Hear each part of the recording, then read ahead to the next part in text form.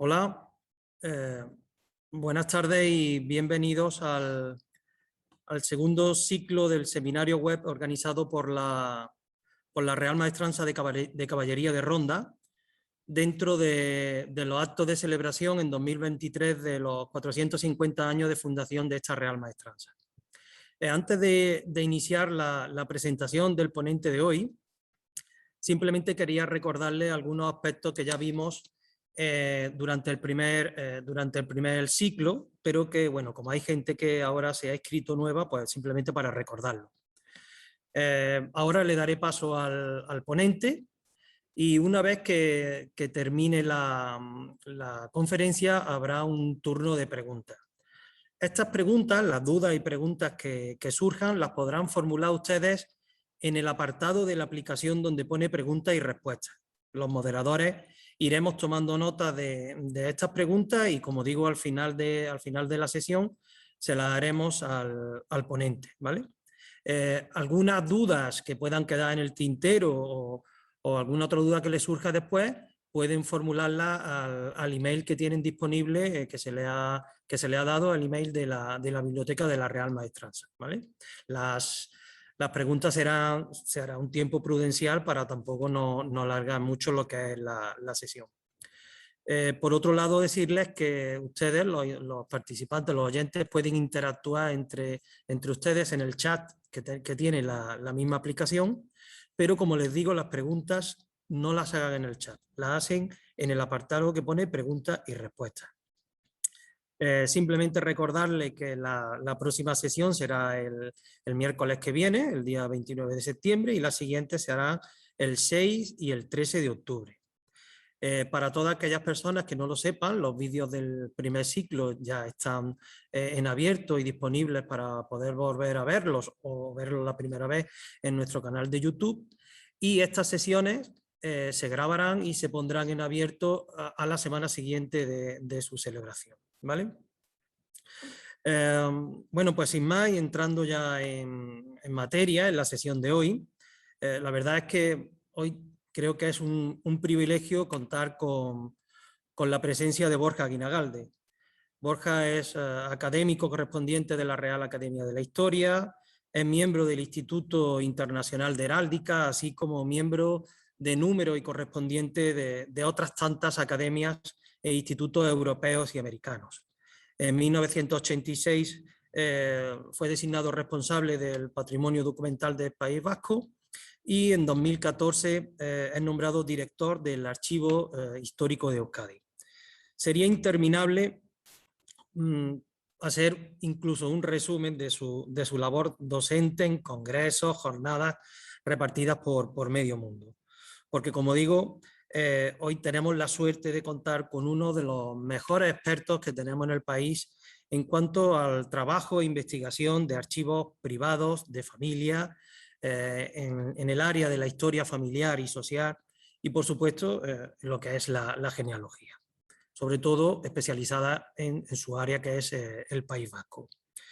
La verdad es que, sin más demora, voy a dar paso a la conferencia de Borja. Como digo, es un placer contar con él. Siempre que lo hemos requerido desde la institución ha tenido a bien colaborar con nosotros y bueno, pues doy paso a su conferencia que se titula La investigación genealógica en el siglo XXI, prosografía, onomástica y archivos.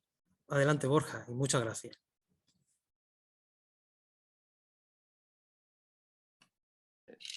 Sí, se me oye, ¿verdad? A ver, ¿se me oye, Curro? A ti no te oigo. Ah, estás cancelado. Bien, bueno, buenas tardes. Voy a entrar en el PowerPoint. Fotopov. A ver, ¿alguien me confirma que se vea bien el PowerPoint?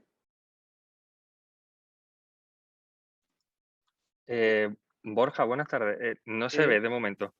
¿No se ve? Bien. A ¿En ver, la parte inferior? sí, ahora voy. Que es estas bobadas. Si no se hacen bien al principio. Uy, me has sacado fuera. Desde luego, qué petardada, ¿eh?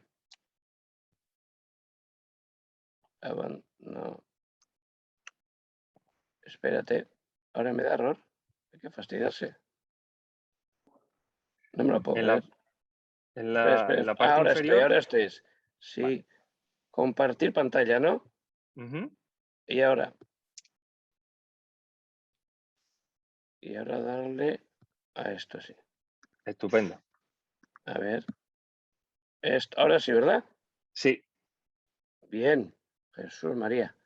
Bueno, buenas tardes. Gracias, Curro, por la presentación. Con tantas alabanzas, luego resulta que los alumnos o los oyentes dirán, bueno, no era para tanto. En fin, yo voy a entrar en materia porque estas conferencias o estos cursos por internet me resultan raros. No veo la gente, no veo la cara que ponen, no veo si se aburren, no veo, al estar un poco incomunicado, pues no me hago una idea. Entonces, intentaré no hablar muy rápido, que es el mayor problema cuando hablas a la pantalla, a una máquina, e intentaré concretar. Lamento que no se pueda hacer preguntas sobre la marcha, porque claro, lo que voy a contar es una reflexión personal, subjetiva, sobre el tema que nos ocupa. Entonces, claro, en este tipo de reflexiones invitan a que alguien te diga, ¿y esto por qué? Y esto no sé. Es decir, no voy a contar nada lineal ni algo, como dijéramos, no voy a hacer nada práctico. Esto se hace así, yo lo hago así. Bien, hacer genealogías. ¿Por qué y para qué?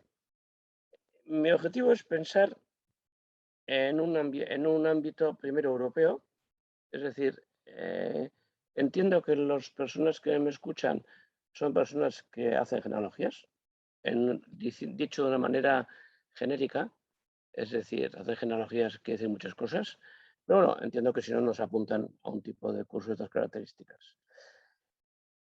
Dicho esto, mi referente es Europa, es decir, mi referente no es ni el País Vasco ni España, es decir, en la práctica genealógica es una práctica europea que tiene más de 9 o 10 siglos y eso es lo que tenemos que tener presente, porque cualquier cosa que hagamos siempre está referida a esto. Es decir, actualizamos una manera de trabajar y damos contenidos diferentes a estrategias, a impulsos personales, a necesidades, a afanes que están presentes en la cultura europea desde hace siglos.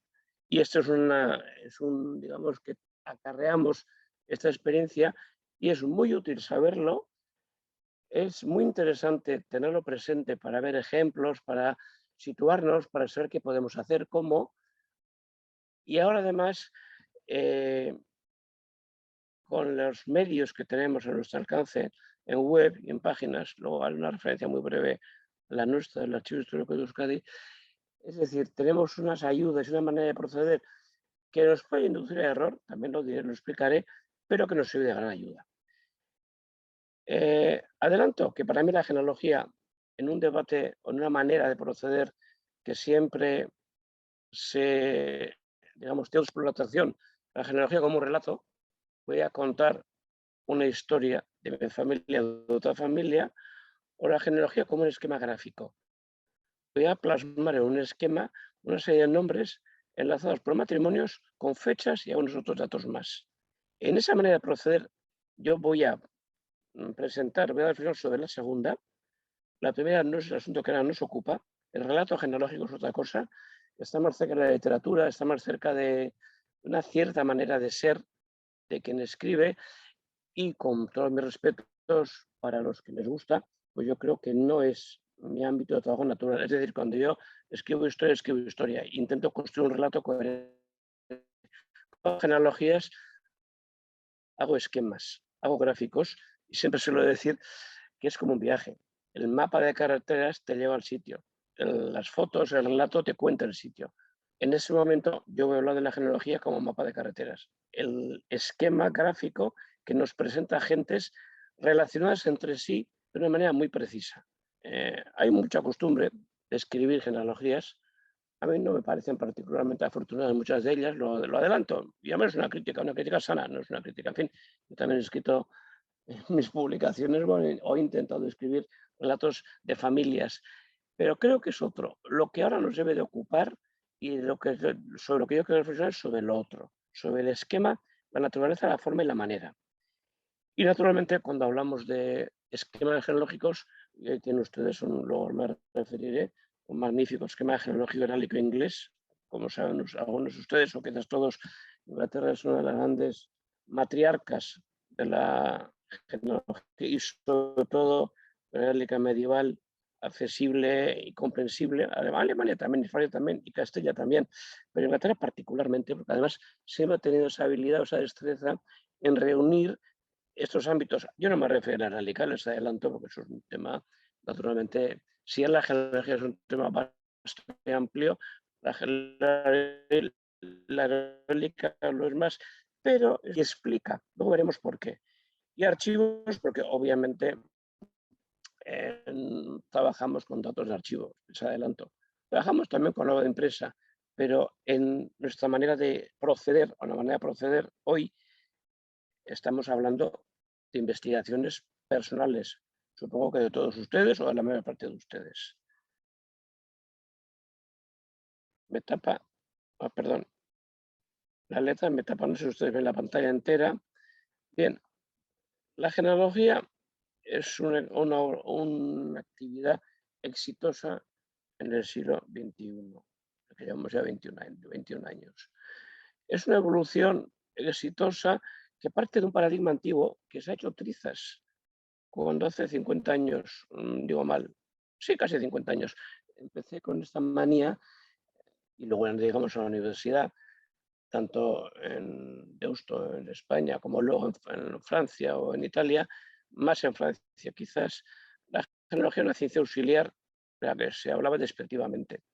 Bien, bueno, pues así se estudió, a mí no tenía mayor opinión, pero sin embargo ahora yo defiendo, no soy el único que lo defiendo naturalmente, que no es eso, no es auxiliar de nada. Diría que todos nos auxiliamos unos a otros.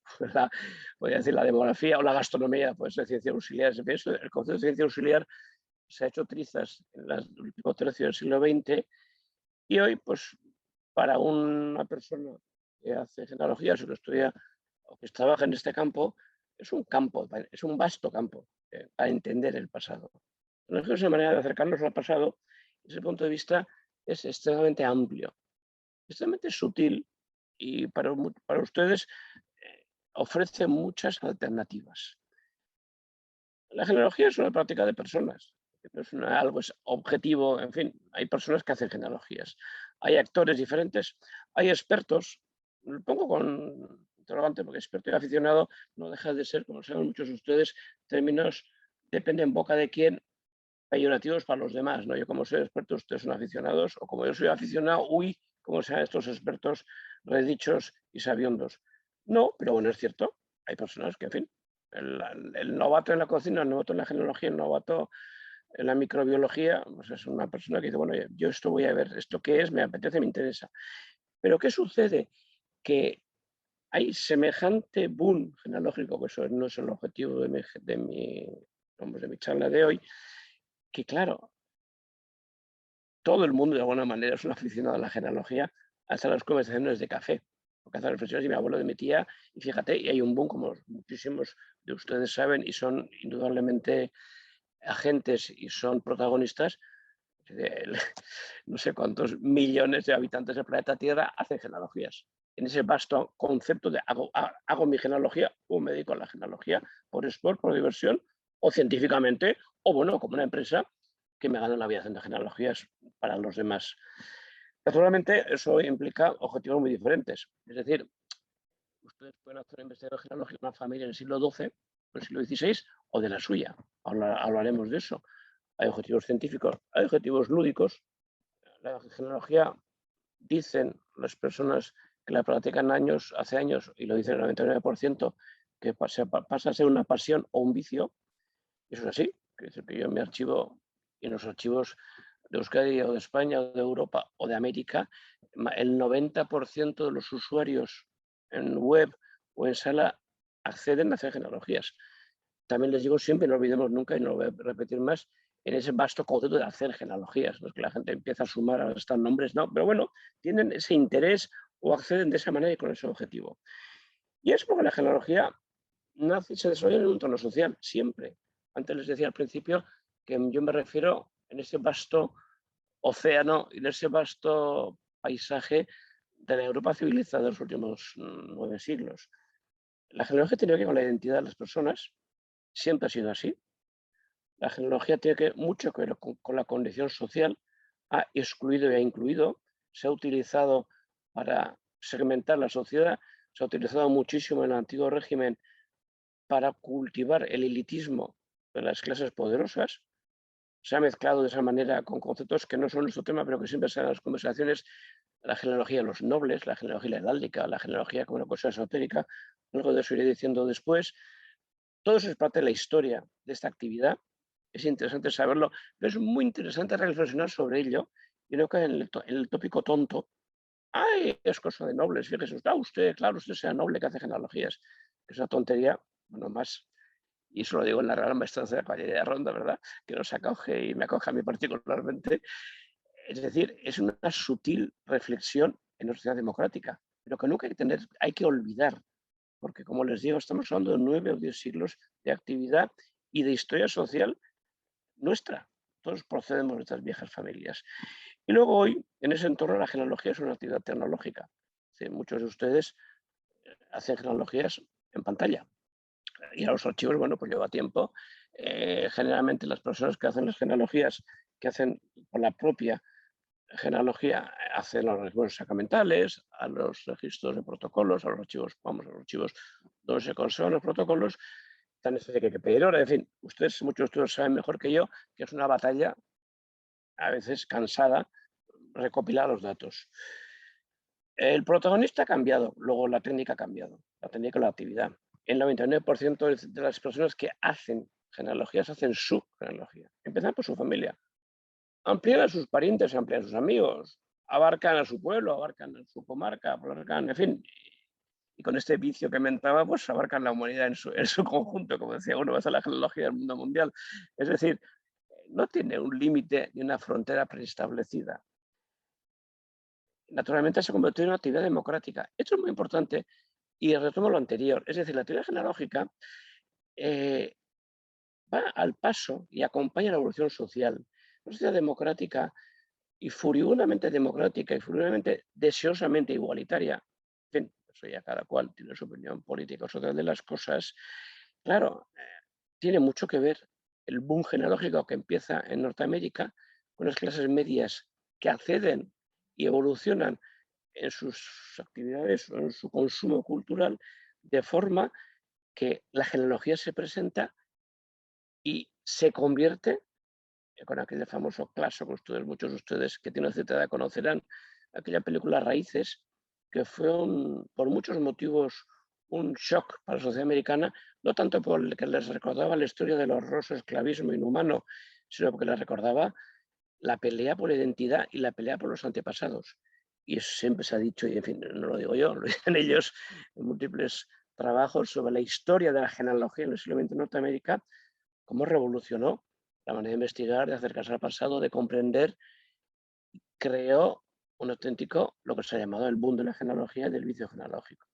Naturalmente, la sociedad democrática revoluciona ese elitismo al que la genealogía estaba acantonada, la cosa de las élites que hacen sus genealogías, o que los nobles, son claros, son parientes, investigan, escriben libros, siempre ha sido así, naturalmente ha sido durante muchos siglos así. Pero claro, de repente la genealogía personal destroza y revienta este esquema, este paradigma. Todas las familias sirven, la mía, la suya, la de todos ustedes. Todos tenemos padres, abuelos, mejores, peores, diferentes, de todos los formatos. Y esos son los que nos suelen interesar en un inicio, y algunas personas desde muy jóvenes. El protagonismo efectivamente ha cambiado. La sociedad, vamos a hablar bien de nosotros mismos, nos hemos vuelto a ser una sociedad genealogista o genealogística, como decía uno. Bien, el recorrido, claro, es democrático, es personal, es inmensamente diversificado, pero incorpora elementos que antes no incorporaba. Es decir, primero personales. Que yo que soy un genealogista, me dedico a la genealogía. Son tonterías y no son tonterías, porque el empoderamiento, que es una palabra que ahora se utiliza mucho, aquí nos viene muy bien. Las personas que trabajan en estos yo los veo en mi archivo. Ustedes se pueden figurar que llevo conociendo gente en el archivo en el nuevo, es año 14, pues, en fin, en Bilbao mucha más gente, antes también, pero en nuestra página web al día más de 200 personas entran a hacer genealogías, o es decir, a trabajar en este ámbito. Claro, este empoderamiento hace que las personas a los 10 años de trabajar saben una barbaridad, pero muchas veces sabe de una forma, yo les suelo advertir y les suelo animar de una manera limitada. Es decir, se conforma lo que digo la suma de abuelos. Eso tiene muy poca profundidad de campo, como la fotografía. Tiene muy poca, aporta poco, creo, a la persona a medio y largo plazo y le empieza a ser aburrido. Estas largas secuencias telefónicas, el hijo, el abuelo, el tío, esto no debe de ser así. Yo defiendo que no deba de ser así, porque es bueno para el aficionado y para el experto, el aficionado como un experto, que se rompa esa frontera. La tecnología nos lo permite, les advierto, y yo de esto no voy a hablar, que hay y ustedes se habrán dado cuenta, muchos de ustedes, que hay un espejismo tecnológico. No todo lo que está en web y no todo lo que está en el web está correctamente identificado. En fin, las páginas web son obra de personas, de técnicos, archiveros, en fin, y tienen sus errores. Es decir, la gente trabaja en web y hay un cierto furor en que todo está allí y lo que no está allí no, en fin, como que casi como que no existe. Y por cierto espejismo contra el que hay que luchar. Es decir, hay mucha información en Google, hay mucha información en las páginas web especializadas, hay mucha más información en los archivos, en la literatura, en la bibliografía y sobre todo hay una enorme información en la manera, en la información personal de cada cual, lo que cada cual aporta con su punto de vista, en el relato que uno quiere construir con su genealogía. Así nos convirtamos en máquinas que copian de los datos de Google, porque además, les pondré algunos ejemplos, digamos que un 10 o un 15% de las personas en Euskadi se encontraban con el apellido Larrañaga, que es el más común después de los clásicos López Martínez. Todos procedemos, creo que la mitad, yo creo que la parte de los vascos, cuyos abuelos hayan sido nacidos y bautizados, sobre todo en Guipúzcoa, tenemos un Larrañaga en los antepasados y todos procedemos un matrimonio del siglo XV. Somos una gran familia desde ese punto de vista. Pero es un espejismo, hay mucho más que eso. Y luego, unido a lo que les digo, es un campo explorado deficientemente y de manera poco intensiva. Es decir, yo trabajo en el archivo, sé lo que hemos hecho, sé lo mucho que falta por hacer. Ustedes que estudian su familia u otras, sepan que hay muchísimo, lo sabrán seguramente, por investigar. Eso es una suerte. Y que naturalmente este paisaje evoluciona, porque hay archivos que amplían sus informaciones, personas particulares que publican en autoedición, libros de genealogía en Hispanoamérica. Creo que aquí hay unos asistentes, he visto que hay una persona de Argentina, tienen esta tradición anterior, digo que en España algo, porque yo he recibido muchas publicaciones hechas, vamos, ya saben ustedes, con un PDF. Y bueno, pues hay ese afán de divulgar y de conocer, de comprender y de compartir. La genealogía además es una técnica, es un arte del compartir. De todos los parientes de muchos otros. En los archivos te pasa, tú vas al archivo y te encuentras la mesa de al lado, el que está buscando en el mismo libro de bautizados, pues descubres pues, que ese señor que tienes al lado, pues estudia los mismos que tú hace el año pasado. Y descubres que eres pariente. Bueno, ese concepto de parentesco, yo que tengo una edad, y mis hijos, en fin, no lo entienden, en nuestra generación un primo en tercer grado con mis abuelos comunes es una cosa común y conocida. A mis hijos un primo en segundo grado, en fin, saben lo que es porque les lo explico, no entienden, o sea, no entienden. No, es un primo canal, bien, de ahí para adelante, bueno, la sociedad nos ha cambiado. Bien, trabajar haciendo genealogías, yo voy pasando, claro, el tema es tan amplio que espero que no me dé tiempo, sin cansarles ni aburrirles.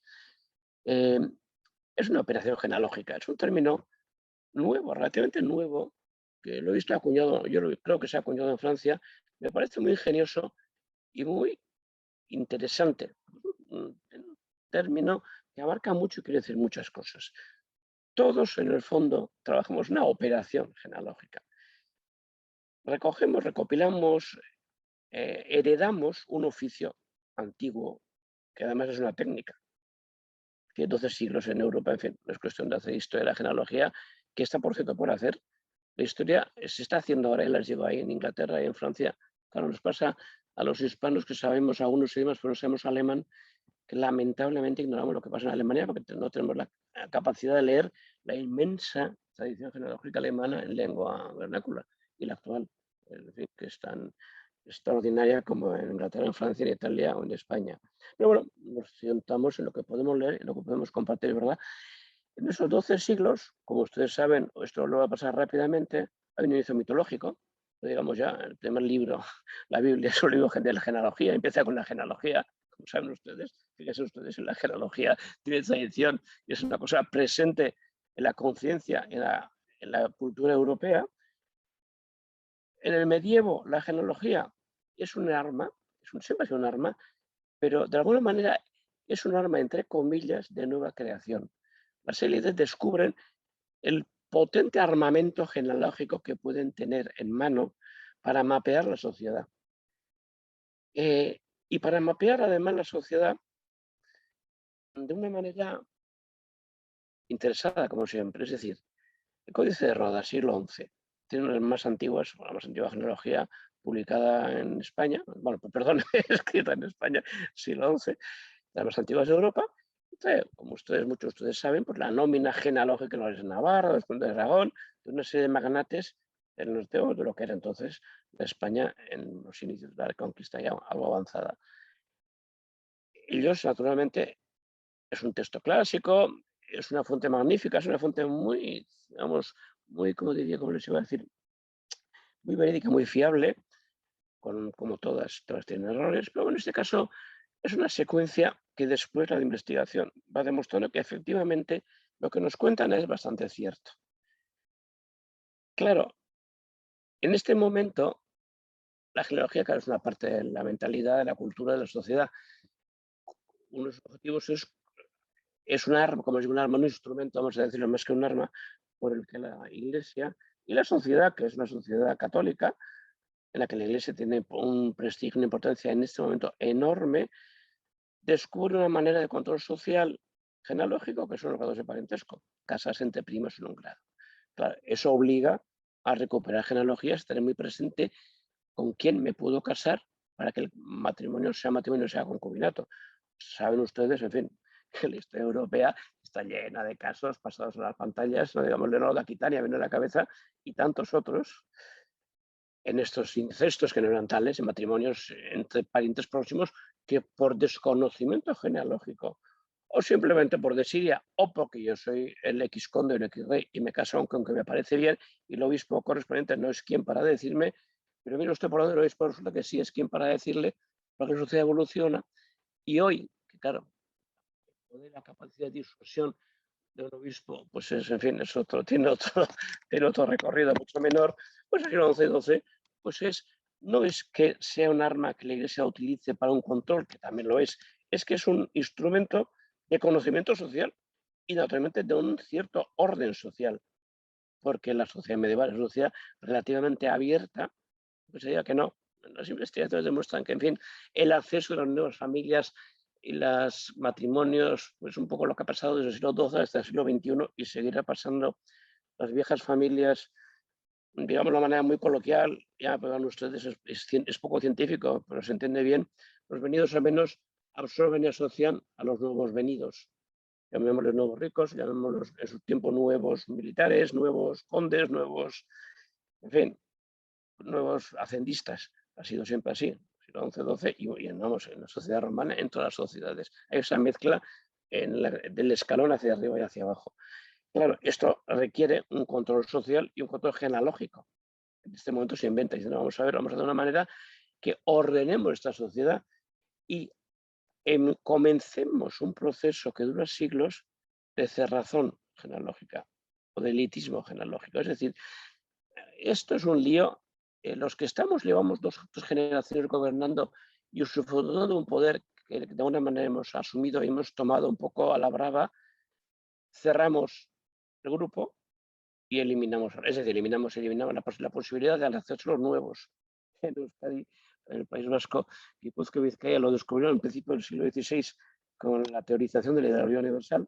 Algunos de ustedes conocerán que no es el tema, pero es un caso históricamente fantástico. Yo como diría que como viejo hidalgo guipuzcoano fuimos uno de los beneficiados, en fin, digamos, un enorme beneficio, pero bueno, yendo a Castilla era motivo de toda suerte de envidias y de pleitos y de las guías, ya saben ustedes, pero el siglo XI-XII en Europa, de alguna manera, las viejas familias, como saben ustedes bien, cierran sus fronteras, se encierran. Hay un famoso caso, creo que es en 1257, el famoso caso veneciano, la Serrata, en la que una serie de familias viejas, de la vieja aristocracia comerciante, hace un elenco diciendo, estos somos los nobles venecianos, los demás, nada de nada, es decir, cierran de alguna manera el grupo. Socialmente eso siempre ha sido así. Aquí tienen ustedes una genealogía de los, vamos a ver, creo que es, no veo bien el dibujo, lo tengo arriba puesto y he puesto unas cuantas fotos. Esto que es de tengo aquí una, bueno, pues no lo diré, Bretaña, o Normandía, perdón, en la que a mano izquierda de la genealogía hay una secuencia, primero narrativa de los condes y duques, la secuencia de los importantes y la derecha de los demás parientes. Ya es una manera de clasificación social. Es interesante, es muy interesante. Los Visconti, una familia, uno es don nadie, el siglo XII-XIII, el siglo XIV, no digamos el siglo XV y el siglo XVI, se convierten en una familia potente, extraordinariamente rica y ambicionada por las monarquías cercanas, sobre todo por la francesa, que casan sus hijas. En fin, entran en ese juego social de organización genealógica, o digamos, en ese juego social, ese juego de la organización genealógica, que es una organización social. Y en Inglaterra, como les decía antes, es el ejemplo, este rol, que es una secuencia de familias que benefician a creo que una abadía, en la que con esa afición inglesa y tan propia y tan perfectamente hasta hoy día tenida, con el College of Arms, como ustedes saben, este último mes han elegido a Garter, el principal rey de armas de Inglaterra, y bueno, para la sociedad del siglo XXI puede parecer una vetusta, pero bueno, digamos que como Inglaterra parece ser que es el único país que conserva las vetustas costumbres y tradiciones, o de los únicos, y además lo hace con gracia y con salero, pues ya en siglo XIV-XV crean estas secuencias genealógicas y heráldicas. En España son más raras, en Francia son relativamente comunes, en Alemania también. Las inglesas son extraordinarias porque además están perfectamente tasadas, es decir, las familias que ustedes verán y las familias que ustedes observarán organizan perfectamente el paisaje social y genealógico. Si ustedes observan abajo, hay unos cuartelados y unos partidos que repiten armerías porque son parientes cuyo desarrollo heráldico muestra el significado de su ubicación en el esquema genealógico familiar. El hijo mayor, el hijo segundo, el primo carnal, el primo tercero, todos ellos repiten, heredan las armerías, como heredan la sangre, heredan la genealogía de los antepasados, de los ancestros próximos y no tan próximos, las utilizan, las combinan y las transmiten.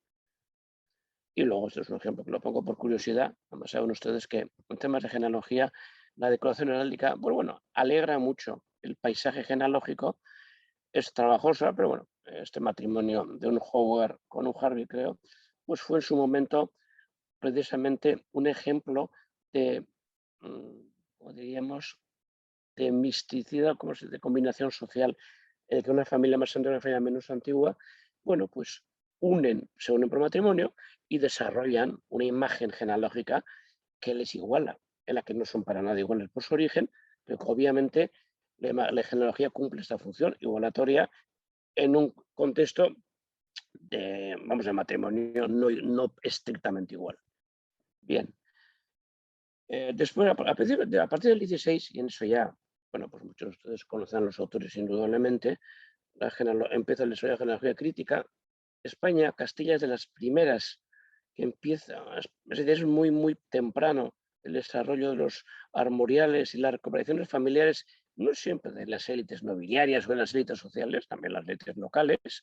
Esteban de Garibay, mi paisano, escribe este libro de la genealogía real, pero escribe ese maravilloso libro de memorias familiares donde está la genealogía de su familia, que es una familia de una élite, en fin, de Arrasate Mondragón, común, en fin, no son pobres, pero en la que repasa de una manera, es un libro editado que ustedes pueden consultar sin ningún problema, hace un recorrido, hace una tabla, un recorrido, un paisaje genealógico extraordinario de todo el valle, donde entran los importantes, los menos, los caseros, los agricultores más modestos, a los caballeros de hábito que están en la corte, como un Idiáquez, como el comendador, William Camden en Inglaterra, Duchesne en Francia, Miraton en Italia.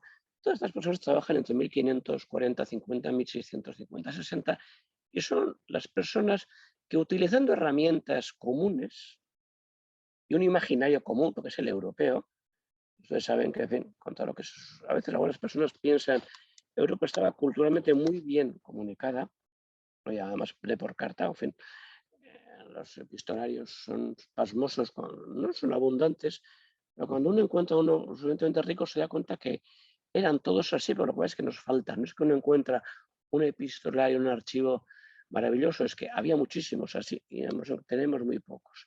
Y luego en España el monstruo de la genealogía, el genio, Salazar y Castro, tan prestigioso. De 1550, digamos 1600, 1750, la genealogía ya es una técnica. Siempre les digo, no me cansé de repetir, hablando en esquemas genealógicos en los que los autores buscan el plasmar científicamente eso que nosotros tenemos que continuar haciendo, una serie de datos y de relaciones familiares en forma de árbol. Y no lo he dicho antes, la palabra árbol también tiene sus padres y abuelos. La creación, si no recuerdo mal, de un cráneo francés, siglo XII, que hace las genealogías, no son árboles. Él dibuja un árbol y empieza a hablar del árbol genealógico, con tanto éxito que hoy se sigue diciendo árbol genealógico. Es decir, gráfico genealógico es triste, mustio y hortera, casi, casi. Árbol genealógico pues tiene otro encanto, tiene otra gracia. Claro, el Estado liberal, vamos nosotros al siglo XIX, naturalmente tiene que arrumbar, igual que elimina los archivos del antiguo régimen y que los archivos históricos nacionales de las naciones decimonónicas y convierte en historia el reciente pasado que ha abolido el feudalismo, en fin, con todo este tipo de, digamos, de desarrollo ideológico, que el Estado liberal no ve como en los ojos la actividad genealógica considerada entonces, y alguna manera con razón, como un reducto de las clases o del estamento noble al que ha destruido y en Francia incluso eliminado con la guillotina, vamos, en fin, con gran entusiasmo. Claro, y eso trae como contrapartida que el estamento heredero o las familias de ese estamento, claro, trabajan con gran entusiasmo y reivindican su estatus y su viejo sentimiento nobiliario.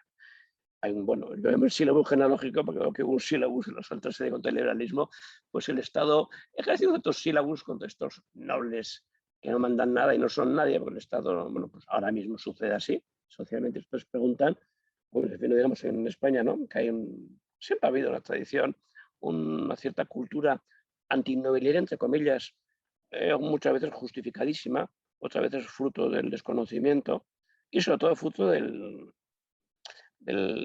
¿cómo diría yo? Del atajo para entender el pasado, de la manera breve de mal entender y mal interpretar. Les pongo unos ejemplos que pasaré con cierta risa. A la derecha es el libro de genealogía real de Esteban de Garibay, en la como ven ustedes dibuja el árbol, como los alemanes dibujan estos árboles con ramas de donde cuelgan a los antepasados, los duques, a sajones, Carolín, que ahora no, sí, son prácticamente sajones, es un árbol con la ascendencia de la dinastía imperial sajona. Los ingleses desarrollan algo que lo que yo no voy a hablar, pero que es una rareza, como tantas otras de nuestros vecinos de la isla, ¿verdad? Que son los pedigrís y las visitation. ¿Saben ustedes, algunos de ustedes sabrán que desde muy temprano, siglo XVI, con objetivos fiscales, con objetivos sociales y por una manera de entender y por una manera de practicar la relación familiar, social y la genealogía, hay unas encuestas, condado por condado, en las que unos oficiales reales recapitulan y recopilan las genealogías de las casas, que se consideran por el consenso social relevantes e importantes, hacen estos árboles genealógicos y algunos hacen unos follos árboles, en fin, muchos de encargo, en las que incluyen armerías, porque claro, el jefe de la familia está muy interesado en que el oficial real se lleve a Londres un magnífico ejemplo de su familia. Como ustedes pueden suponer, en unos casos será una familia realmente importante y en otros casos será una menos importante que querrá darse pote y no, yo voy a mandar una genealogía fantástica llena de arbolitos y de armerías para que se den cuenta que nuestra familia es muy importante, que no siempre suele ser así. Y eso es un work in progress en el que después, en el college, que muchos manuscritos conservan en Londres, en el College of Arms, siguen trabajando y añadiendo datos. Es decir, la genealogía es una actividad es constantemente, que evoluciona constantemente en sus agentes y en sus actores, como os decía antes. Es decir, no tiene ningún empacho en coger un impreso y añadirle los nuevos, generar, reformar, corregir y añadir. Eso lo hacen los oficiales reales. Y luego publican con estas, ya les digo yo, como siempre, voy a referirme al árbol genealógico. Es interesante constatar y es interesante observar que toda Europa, entre 1630, 40, 1700, publica enormes, digamos, voluminosísimos tratados de genealogía de las élites. Claro, entonces era la nobleza, pero no sé, es una nobleza, un concepto de nobleza que no es el tema de mi intervención, que no es el que nosotros podemos tener muchas veces en la cabeza. Digamos más que esas de las élites, en algún caso de vieja nobleza, como diríamos en Francia, la nobleza de Robe, la nobleza des armes, es decir, una nobleza antigua, de origen feudal o semifeudal, y una nobleza obtenida en el desarrollo, en el servicio a la monarquía, que las viejas familias, lo digamos en Castilla, los Cartagena, por ejemplo, ¿no? Que son de origen judío, pues sirven a la monarquía, en 4, 5, 6, 7 generaciones, tienen hábitos y tienen títulos de reino. Ese recorrido y forman parte de la nobleza del reino y son antepasados de muchísimas familias de la vieja aristocracia, ¿no? Bien, eso sucede en toda Europa. Y les voy a poner estos ejemplos. El tratado de Bucelino, que es un jesuita que creo que vive en Praga largos años, hace un repaso en 6 volúmenes, publica el primer tratado de genealogía seria y completo, amplio, tremendo, porque eso ustedes se han dado cuenta, esta gente sin internet, sin teléfono, sin manera de comunicar en tiempo real con sus informadores, yo jamás, o sea, no me salen los días de la vida para hacer estos tratados extraordinarios, porque son buenos tratados. Inventan un poquito, porque en fin, siempre hay algún amigo con el que hay que quedar bien, y algún nuevo noble, o algún viejo noble olvidadizo, o un nuevo noble pretencioso al que hay que sacar bien en la foto. El Bucelino, por ejemplo, que es un tratado inmenso, sigue siendo hoy fuente de información para aquellas familias que nadie ha tratado después. Y hace el esquema que hacen todos, el esquema genealógico, lo tiene a la derecha en el árbol en el esquemático, y el árbol de costados, que es la manera de plasmar la ascendencia de un sujeto, de una persona, de una generación, donde se ve de una manera gráfica extraordinariamente elocuente la mezcla de sangre o la no ninguna mezcla de sangre.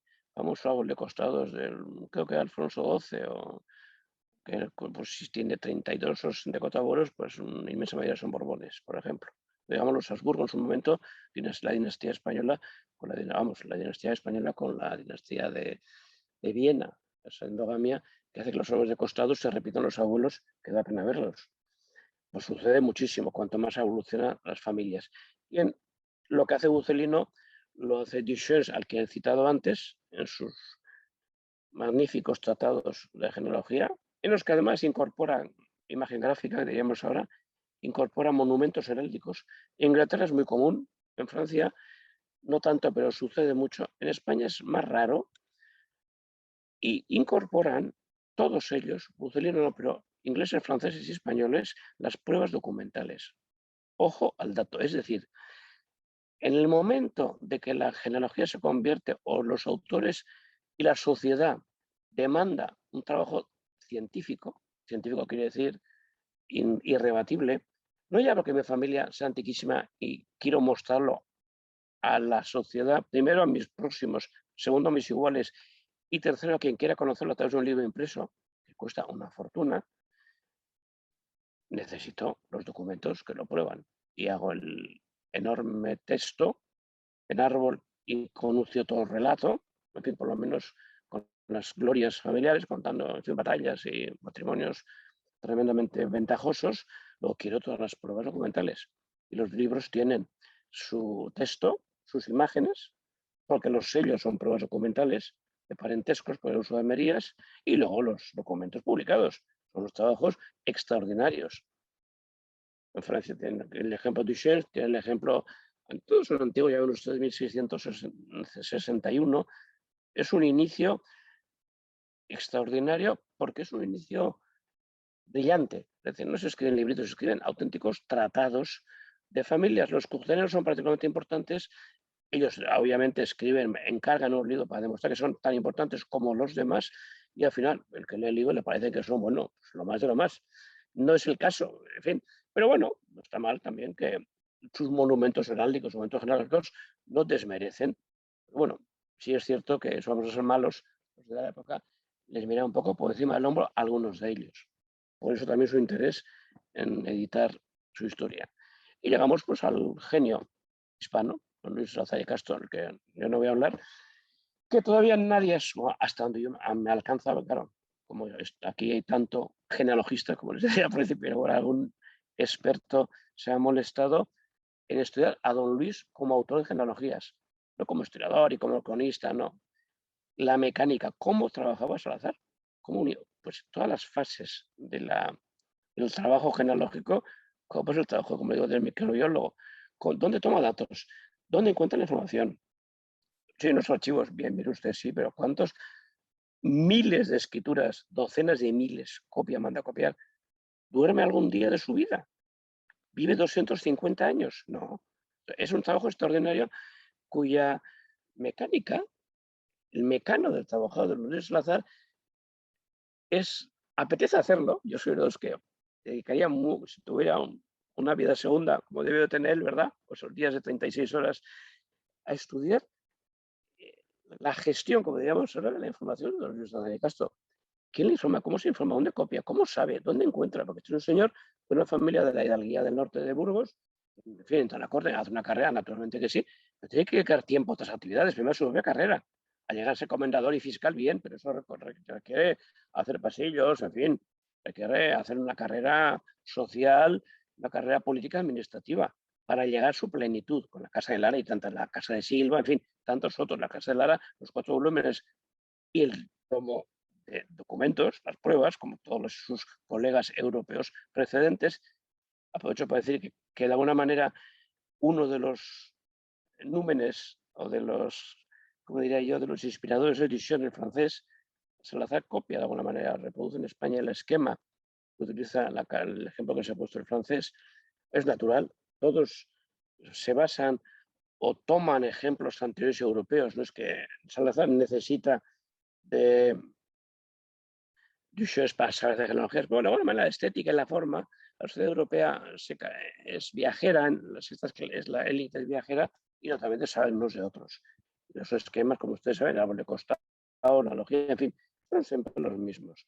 Y luego la magnífica letra, ya cuando era mayor tenía una letra más endeble y más, ya ustedes que habrán visto los manuscritos que los tiene la Academia de la Historia ya en la página web, se ve deterioro de la escritura, pero el deterioro de la persona mayor que sigue escribiendo y sigue añadiendo y anotando y trabajando.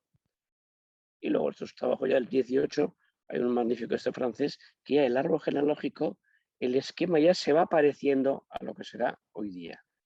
Bien, la operación genealógica, los objetivos. Como he mirado el teléfono, no les engaño y veo que ya llevo mucho rato, voy a ir abreviando cosas que, bueno, que ya he dicho de una manera, ¿no? La operación genealógica siempre ha ordenado, como les decía antes, el paisaje social. Es decir, sea nobiliario o sea local, hasta en las historias genealogías locales hay un orden genealógico en los libros actuales. A veces responde a demandas. Hay un caso maravilloso, maravilloso porque es uno de los grandes genios de la genealogía europea del siglo XIX, que tiene una lectura política, que es Pompeo Lita, que fue político, fue ministro en los primeros gobiernos del Risorgimento italiano, se mojó en política, como diríamos ahora, dedicó toda su vida a la genealogía y publicó este famoso libro de las familias italianas, que le costó disgusto, le costó dinero y le costó que muchas familias le dejaran de hablar, porque no publicó la genealogía que ellos querían, sino la que él encontraba en los documentos de archivo. Los Colonna, uno de ellos, una de las ramas, dicen, en fin, algunos de ellos incluso pusieron demandas como que ha falseado cuando se ha hecho lo contrario. Pero fue una actividad política. Pompeo Lita dice muy claro, mi libro es la historia de las genealogías de Italia, con Italia, como dijo Metternich, en la expresión geográfica, era un país, y la genealogía sirvió como norma política para que Pompeo Lita, ayudado por una serie de expertos, publicara las genealogías de las familias de Italia. Eso en su época era una bomba ideológica, que parecía una cosa sutil, en fin, una nadería en la aristocracia romana, napolitana y florentina. De eso nada, no, siendo como fue un trabajo extraordinario. Para que vean ustedes que la genealogía da para mucho. Y luego, bueno, pongo un ejemplo de nuestros anfitriones, la maestranza. La genealogía es una necesidad de las familias. Los árboles genealógicos se hacen por interés científico, pero por pleitos y por reclamaciones en mayorazgos, por reclamaciones de sucesiones, en fin, lo saben ustedes bien.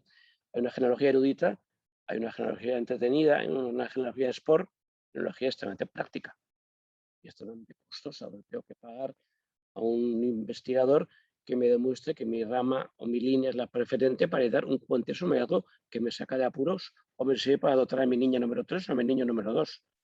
Entonces, si figuran, la genealogía en eso, y lo sabemos todos, bueno, pues aquí tiene, por ejemplo, el archivo de los ARS, que digitaliza la maestranza y lo tienen ustedes.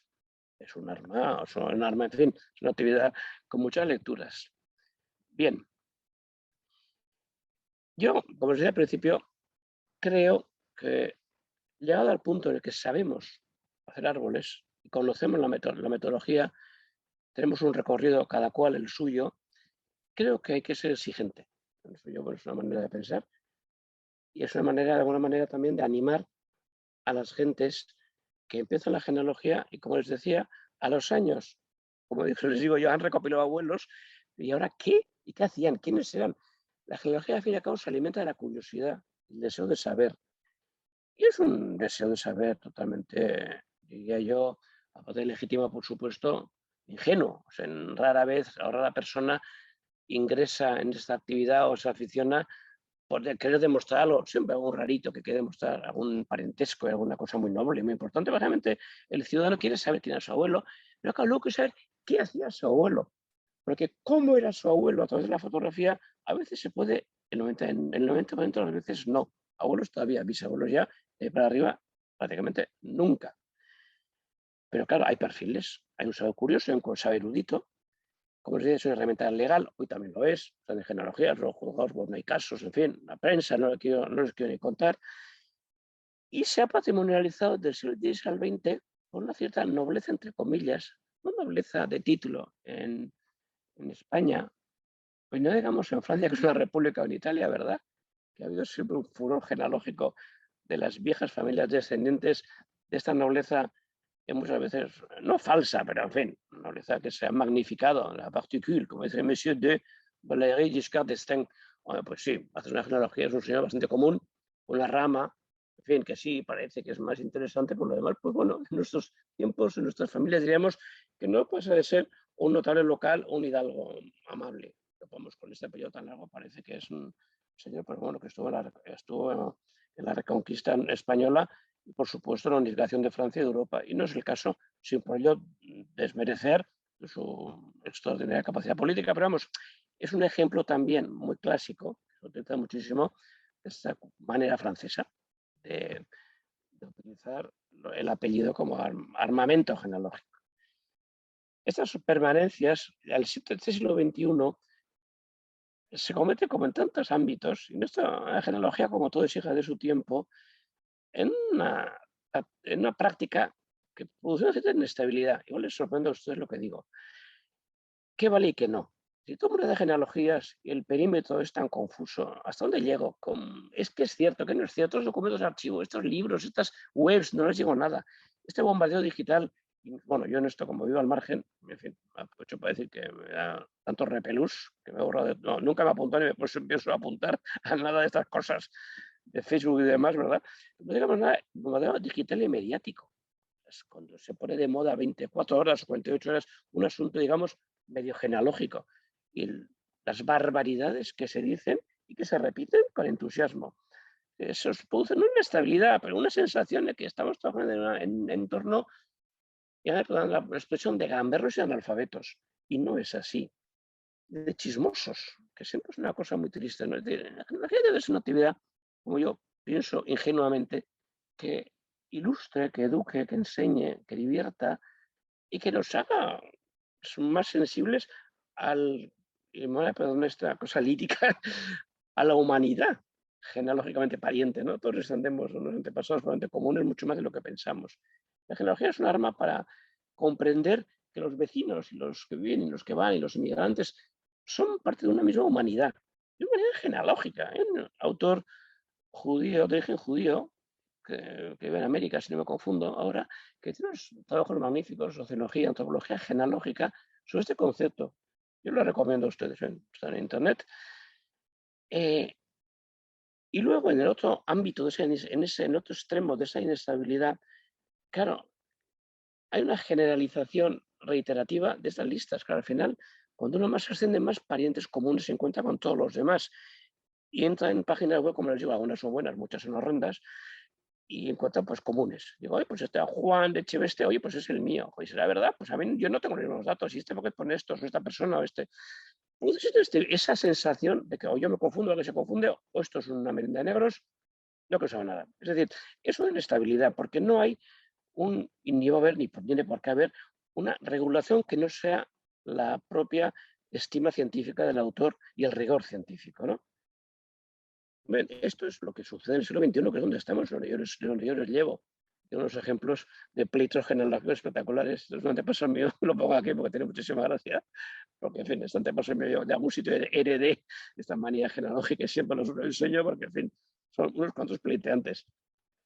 Y en este mundo de Internet, ya voy a pasar a la última farsa, a la última parte de esta charla, hay muchas maneras de enfocar. Es decir, es una genealogía que puede ser de cualquiera, es un esquema genealógico, el puro esquema esquematizado, cómo plantear en un esquema genealógico heráldico la herencia y la combinación de armerías, que en las familias castellanas o aragonesas y vascas no se ha practicado. Los cuartelados se han practicado, sí, pero no se ha practicado de una manera general y universal, como se ha hecho, por ejemplo, en Inglaterra, con las diferencias, con las cadencias, pero que es interesante que ustedes conozcan y que, llegado el caso, practiquen. No porque los antepasados combinaran almerías, porque las pueden combinar ustedes.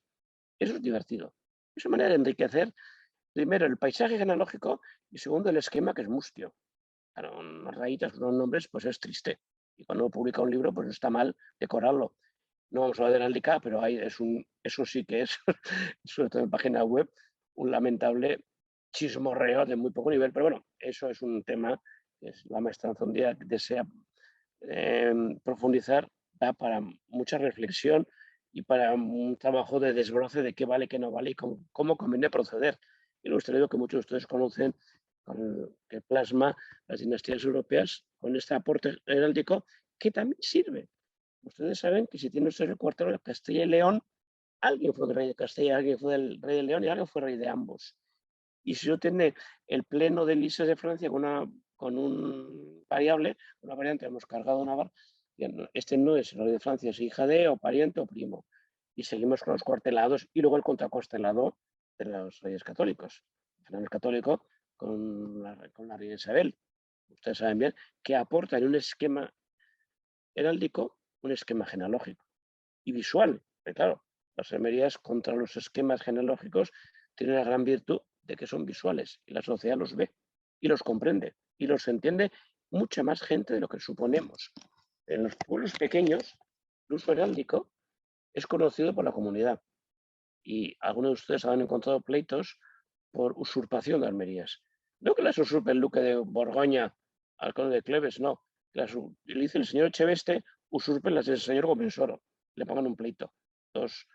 En nuestra tierra va a ser heredar a dos caseros, dos agricultores con una renta, en fin, mínima, pero que les parece que eso no se hace, con lo cual te pongo un pleito. Es decir, seguimos en el paisaje genealógico, en este caso heráldico también, que barre en o que ocupa a todos los estamentos sociales.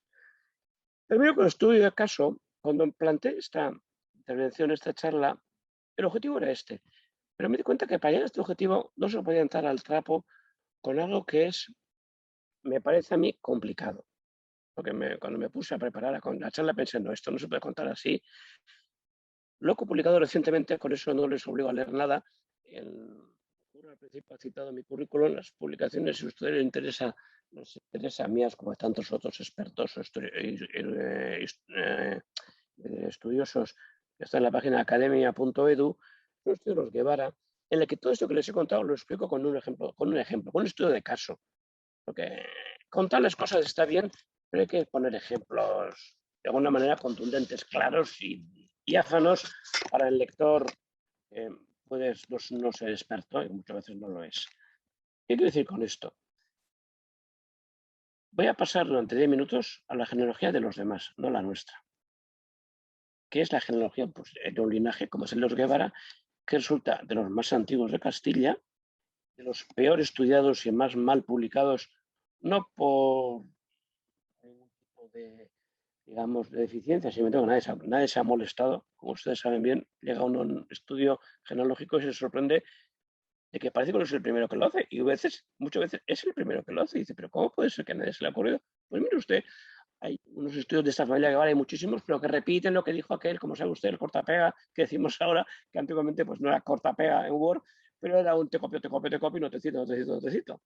Y al final, vamos, las tonterías se repiten y las tonterías 100 veces dichas parecen, vamos, verdades como un dogma de Santa Romana Chiesa. Bien, si ustedes se dedican, y les animo, porque es de las genealogías más, diría, más satisfactorias, porque uno aporta, o tiene la sensación de que aporta algo interesante para el conjunto, es la genealogía de los siglos X, XI, XII, XIII. Porque además, sin saberlo y sin poderlo demostrar, son nuestros antepasados en muchos casos. Muchos de ustedes, bueno, muchos no sé, en fin, es una tontería lo que digo. Algunos de ustedes pueden tener apellido Guevara, Algodón Guevara, Vélez de Guevara, es muy común. En Hispanoamérica es extraordinariamente común. Pueden ustedes tener o no, porque a alguien se le ocurrió adoptar ese apellido no siendo el suyo, no siendo el propio. Por eso, entre otros motivos, estudié este caso que me sirvió y les puede servir a ustedes para reflexionar sobre la genealogía en esquema que debe de contar cosas, debe de reflejar algo más que una secuencia de nombres. Que es el trabajo que es una técnica ciencia, a mí eso no sé cómo llamarlo, en fin, los adeptos, los expertos, que no hay muchos en Europa, hay una gran cantidad de alemanes, ingleses, franceses, y en España tenemos un experto, que además es uno de los grandes maestros, Jaime de Salazar, que es una persona que es los pioneros en estos temas. Es decir, se trata de determinar quiénes son aquellos personajes que viven, que cita documentación del Alto Medievo y qué relación tienen entre ellos. Esto nos sirve para determinar quiénes son estos antepasados nuestros de los que solo tenemos una partida de bautismo. Me les parecerá quizás un salto en el vacío, y no lo es tanto. Ese era el objetivo un poco de mi presentación, pero luego me ha resultado que no debía ser el primero, debe ser el último, ¿verdad? Es decir, cuando reunimos datos de archivos de los antepasados, llegamos al libro parroquial, porque no hay nada más, y tenemos un Juan de Aguinagalde o un Pedro de Urquicia 4 veces en 15 años. Y no sabemos si con un hijo de Juan y hijo de María. Como ustedes saben, en una onomástica antigua es tremendo. Todo el mundo se llama igual. Tiene su explicación, pero nos extrañamos ahí. Igual nos pasa si encontramos a una urraca, y es un clásico ejemplo, le cito otro Salazar, que no sabemos, hay tantas y son parientes. ¿Cómo hacemos para? Suponemos, deducimos, mi Juan Erquicia, mi Pedro Erquicia, supongo, deduzco, no tengo ninguna certidumbre. Pues hay maneras, miren ustedes, de tener certidumbre. Poder afirmar con cierto entusiasmo, pues sí, señor, este es el Juan Erquicia. No 13º, 15º o lo mío. Por esto, por esto y por esto. Es un trabajo prosográfico. Únicamente colecciona datos biográficos. Es básico. Es el texto que les pongo en este, lo he puesto por escrito porque es un poco, me supongo que un poco complejo. A mí me lo parece. Por eso tampoco me gusta, prefiero que tengan ustedes ocasión de leerlo en el PowerPoint, ¿no? Se utilizan descriptores, bueno, metadatos, son palabras que, en fin, son de uso común en el gremio. Yo procedo, bueno, trabajo en un archivo, los metadatos es la manera de de identificar los datos, pero no se ve en la genealogía, claro que sí. Son metadatos onomásticos. Y recopilamos datos en una base de datos. Entonces tenemos todos, en fin, supongo que tenemos un ordenador donde podemos poner al Guevara del siglo XII o al Juan del XV de 1590 o del 530. Y estamos funcionando. Y tenemos igualmente que el cartulario de nuestro Leire, con un documento del siglo XII, que no sé qué es Guevara, porque no llama Guevara, pero me va a servir para mapear a los Guevara. Voy a tener una carta de pago de Juan de Urquicia que le paga 20 ducados, bueno, que más quisiera él, 20 reales a un Pedro de los Coaga, digo, será el mismo. pues es posible que nos siga la carta de pago. Es decir, porque el fragmento genealógico o la fragmenta genealógica dice, porque es un pago que mi padre Antonio o mi padre Juan debía a tu tío Lucas Echeveste. Ese documento que en sí mismo no se os ocurría quizás ni leer, porque es una carta de pago, no es un testamento, no es un contrato matrimonial, pues es un fragmento genealógico fundamental para ese mapeo de nuestra familia, la del 13 y la del 16. Una vez que tenemos recopilados los datos, tantos cuantos podamos, es un trabajo, gracias a Dios, iba a decir, o desesperadamente, que no acaba nunca, debemos de formar hipótesis y construir ese paisaje social. Es decir, podemos tener los Guevara magnates, que no son Guevaras hasta el siglo XIII, antes son Ladrón, Íñigo López, Eneco Jiménez. La fuerza de nuestros datos, de estos y de los nuestros y de estos otros, se basará, o sea, se apoyará en la manera de combinarlos de una manera coherente. Si tengo un Juan de Quicia, tendré que, en ese esquema, yo soy ya se han dado ustedes cuenta que me gustan los esquemas en un papel, debo de mapear, porque debo de saber qué años tiene. Es curiosísimo y ustedes están hartos de ver en libros, en fin, trabajos propios y ajenos, que todos metemos la pata con mucho entusiasmo. Estas genealogías que después de leídas son absurdas. Un señor nadie se da cuenta que podía casar con 100 y procrear con 200. Es una exageración. Yo he visto libros de genealogía que entiendo que son errores, quiero entender que son errores de imprenta, y los señores le atribuyen hijos y nietos, pues los señores, pues en tiempos los reyes católicos, su nieto se bautizó en 1620, se me antoja un poco un atajo un poco serio. Nos pasa a todos. La manera de presentar estos datos, creo que debe ser el esquema. Yo ya les digo, creo que hay que operar así, hay que escoger, hay que organizar, porque eso nos va a permitir a nosotros mismos comprender. No es que yo tenga datos y los pongo, es que al ponerlos, ¿cuántas veces a mí me ha pasado, y supongo que ustedes también, leyendo árboles genealógicos hechos en pantalla, leyéndolos, pero releyéndolos como si fuera un TVO, y es un esquema, uno descubre relaciones familiares. Y dice, claro, ¿cómo no me he dado cuenta que este Mateo Ibáñez, su abuelo materno era Mateo Ibáñez? Parezco tonto. Pero como no se ve el apellido, ahora sí sé quién es Izas. Y he reconstruido, he dado un paso de gigante en reconstruir ese paisaje de mi familia o de otra familia. Onomástica unida a prosopografía. La onomástica es un campo de investigación genealógica inexplotado, muy poco explotado, y es extraordinario para nosotros, para estas genealogías propias y para el paisaje genealógico europeo del siglo XI y XII. El esquema, esto acaba de ser publicado en la revista Armas et Trofeus, un artículo en homenaje a nuestro, en fin, a nuestro siempre, yo decir llorado es una frase, pero vamos, jamás olvidado Faustino Menéndez Vidal. Él fue el padre de todos los que nos dedicamos a estas cosas en España. Él fue el gran maestro.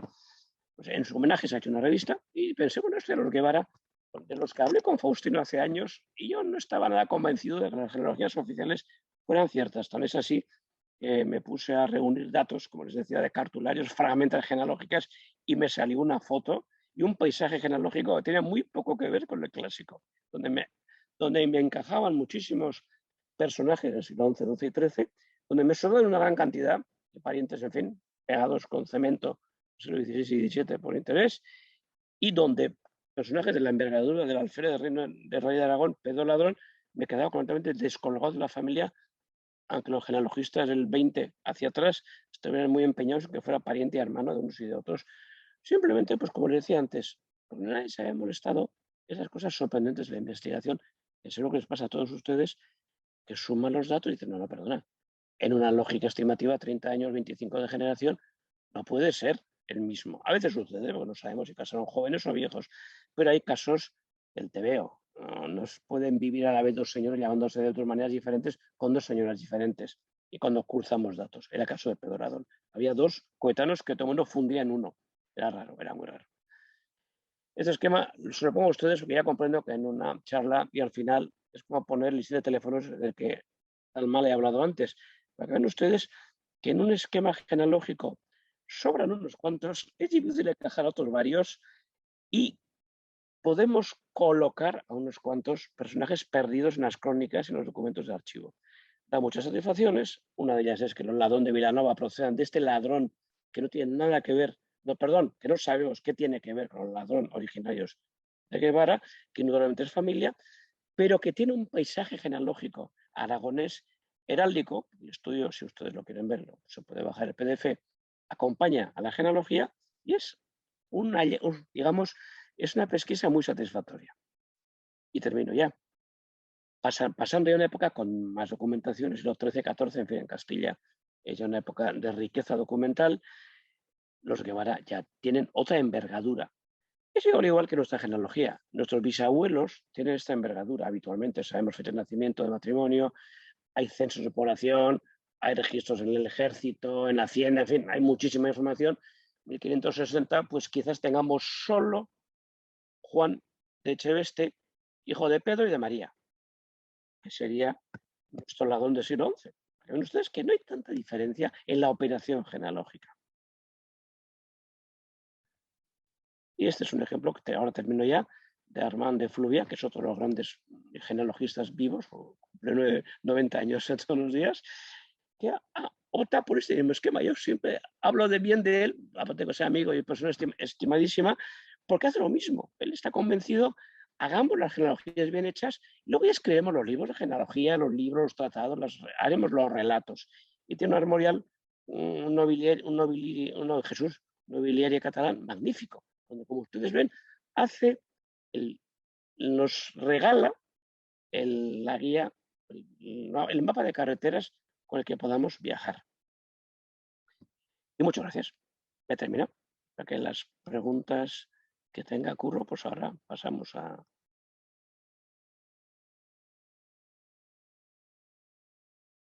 Ya no sé, tengo que hacer. Creo que ya se me escucha. Ahora sí. Sí, vale, pues muchísimas gracias. Bueno, sabía que no nos iba a dejar indiferente La cosa militante. Sí, la guerra. Sí, sobre todo, bueno, por la cantidad de opciones que ha dado a todos aquellos que intentamos o que hacemos genealogías, ¿no? Animar a que sí. O que nos acercamos. Sí. Hay que animar. Personalmente, desde el punto de vista del archivo, bueno, para mí la genealogía, el hecho de hacer un árbol genealógico, de tener ese mapa genealógico, encontrar las relaciones familiares, ver cómo se fundan los mayorazgos, quién los funda, testamentos, es fundamental a la hora de enfrentarse con un archivo familiar. Para mí eso es porque a ver de dónde vienen diferentes fondos, cómo entran en el fondo. Claro, los arreses.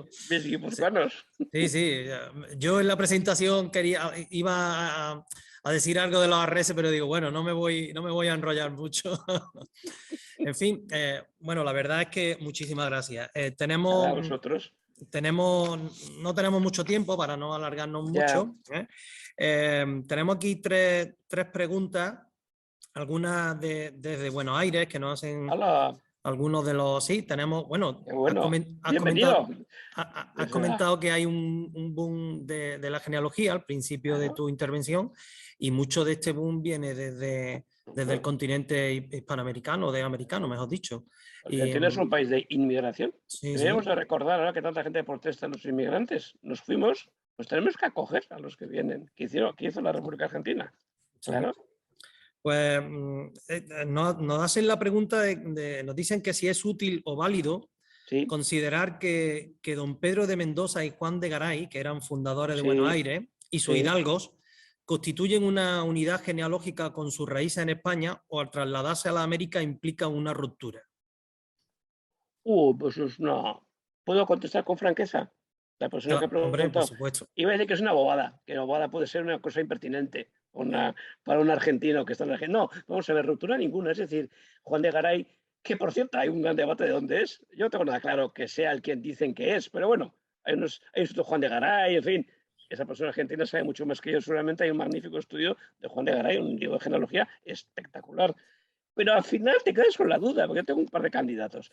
Ruptura no, porque cuando tú cruzas el charco o cruzas en un río del Pisuerga, no hay ruptura ninguna. Te quiero decir, tú, de alguna manera, Mendoza, bueno, es que, claro, la emigración de los conquistadores, es un tema más tan debatido ahora, los conquistadores, estas cosas medio políticas, vamos a dejarlas aparte. Quiero decir, pues Irala, el pariente de los Arrese tuyo, montevideanos y tantos, que ellos fundan familia. Desde luego yo los considero como cabezas de estirpe en su país de acogida. Eso debe de ser así. Es decir, si Juan de Garay fuera un señor, bueno, yo tengo un antepasado, todos tenemos un antepasado, un Martín de Aguinalde, que es gobernador en Barquisimeto, en Venezuela, pues funda la dinastía y punto. Desaparece de España o de Euskadi, aparece en Argentina. Y hay que entenderlos así. Y yo creo que además es mejor porque el cambio de paisaje y el cambio de sociedad te obliga a repensar tu genealogía de otra manera. La sociedad criolla, la sociedad mestiza, eso no sucede donde nace Juan de Garay y Pedro de Mendoza, sí sucede en Argentina. Y probablemente, y bueno, y luego yo las genealogías que he visto, en la enorme, digamos, lo distraídos que son, que tienen hijos con media población. Es una genealogía y tienen los propios, los ajenos, vamos, como decía un amigo, qué señora más distraído, qué señor más distraído, que tiene hijos con 7 o 8 diferentes. Pero bueno, la primera vez que los vi, dice, no puede ser. Y sí, sí que es. Hay una familia muy famosa, ya diré, que además hicieron unas barrabasadas, que vamos, tenían los hijos de tantas madres diferentes, que yo al principio decía, no sea una confusión. No, perdona, es que eso es así. Por eso yo entiendo que pasados al continente americano cambia completamente. Y además luego, si haces una genealogía ascendente, todavía más. Claro. Porque si hacen los bisnietos, sus bisabuelos ya son de países y de razas diferentes. Y no digamos ahora. Es tremendo. Hay una criolla, ¿cómo se llamaba? Es un vizcaíno muy importante que su mujer era María la Negra y para sus nietos no. Era Doña María, creo que de Cheveste también. Porque les parece que era negra, por cierto. Y esa familia tiene un colorcito, es una familia de aristocracia madrileña oscurita. Y una vez dijo, oye, esto de María, se me rió y dije, eso lo digas a mi abuela que le da un susto. Digo, no, es una curiosidad genealógica. Y no me acuerdo de apellido, nada más no lo voy a decir aunque me acuerde. Claro, ¿qué pasa? El que fundó ese estirpe en Argentina es un argentino que hizo, en fin, un gran carrera político militar. Ahora unos pasaron de vuelta a España, pero claro, es un argentino. Vamos, absolutamente Garay es un argentino, para mí, por lo menos. Nos dicen otra, que qué nos podías comentar Sí. sobre las falsificaciones genealógicas, en especial en el periodo medieval. Falsificaciones. Falsificar es una palabra que hay que utilizar con cuidado. Es decir, hay errores, hay falsificaciones hechas a posta, y hay un cierto laxismo en el que yo, que no sé muy bien quién es, deduzco que es decir, fácilmente atribuimos el término falsificador a un señor de la Edad Media, me parece que es un término raro. Hoy sí, hoy los hay gente que ha falsificado. En España hubo un caso de un viejo conocido de todos nosotros, que bueno, pues que falsificaba. Pero bueno, lo pasaba bomba, era un falsificador, era un salado, lo falsificaba como si jugara al billar, vamos, lo pasaba bomba y lo contaba a todo el mundo. Bueno, pues, y tenía una clientela, que es lo mejor de todo, que yo ya sabían que se inventaban las abuelitas. Y hay casos sangrantes. En el medievo, falsificar, claro, en una época en la sociedad en la que Fulques Nerra, el antepasado de los Anjou, aparece en un militar, un condottiero, hace una gran carrera, en fin, un señor salvaje obviamente va a hacer una gran carrera, claro, no sabemos casi quién es. Entonces, él, claro, hay una magnífica biografía y un magnífico estudio de genealogía científica, no genealogía de buscar abuelitos, donde explica, claro, él puede decir cualquier cosa de sí mismo, porque, claro, es un partido magnífico para muchas familias condales y ducales francas que tienen muchas niñas para casar, y el Fulknerra es un yerno perfecto. Ahora, bueno, primero, porque es muy práctico. Segundo, porque tengo 60 años y mi castillo me lo quiere quemar de enfrente, y Fulker lo quiero de yerno, para que, dicho de una manera coloquial y cinematográfica, ¿no? Pero la estructura falsifica la genealogía. En parte sí, hay unos cronicones falsos de arriba abajo.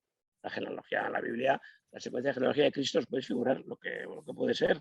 Pues bueno, pues un artículo de fe no, es una manera de explicar una estirpe religiosa, pero no es que ese señor fue hijo de aquel y entonces el mundo empieza de 4.430 y tantos años según los libros de historia del 16 y del 15, ¿no? Que teníamos fecha de caducidad además. Y una falsificación, existe obviamente, pero soy más tendente a pensar cada caso por qué fabulan un antepasado. No sea que sea verdad, porque nos parezca falso como un duro de madera. Dios, hay que fastidiarse, pues fíjate tú que sí que era es que yo pensaba que este no podía ser porque era un energúmeno que llegó allí, mató 40 condes del bando de enfrente. Vamos, tremendo. Por eso, y tampoco nos importa, porque ya dice Traino que si no es vero, es dentro del gato. Dice que es una situación graciosa. Fíjense ustedes, y muchos de ustedes, y les ha pasado, cuando lees una certificación de armas. Y dice que llega el señor, le pide el rey de armas, la maestra tiene una colección maravillosa, ¿verdad? En fin, de certificaciones. Y dice, de repente llega un indiano, ¿verdad? Vuelve de Argentina con 40.000 ducados de renta o pesos de renta, y le hace una certificación de armas donde dice Guerra y Villegas que, claro, que en las Navas de Tolosa estuvo don Juan de Echeveste. Pues una vez que me llamó una persona, un investigador, y me dijo, oiga, tengo un documento que dice que en la Nava de Tolosa estuvo un antepasado mío que se llamaba José Antonio. Ah, pues cómo me alegro. ¿Usted se lo cree? Se enfadó como si le mentara a su madre. ¿Cómo? Pues tiene un documento que dice, mire usted, siglo XII nadie se llama José Antonio, siglo XIII primero, segundo es una asociación de armas, y es una chapuza, porque hasta en eso eran un poco cuidadosos los viejos, esto es un no sé qué ha hecho usted. Bueno, me acabó el teléfono, me lo hace puñetas. Hasta, pero claro, Sí. ¿es un género literario? ¿No es un falsifica? No, decora, no sé, en fin. Bueno, no sé si estás viendo el chat, pero la gente está encantada con las respuestas que estás dando a esta pregunta de las He falsificaciones. adivinado lo que querían que contestara. Bueno, el voto,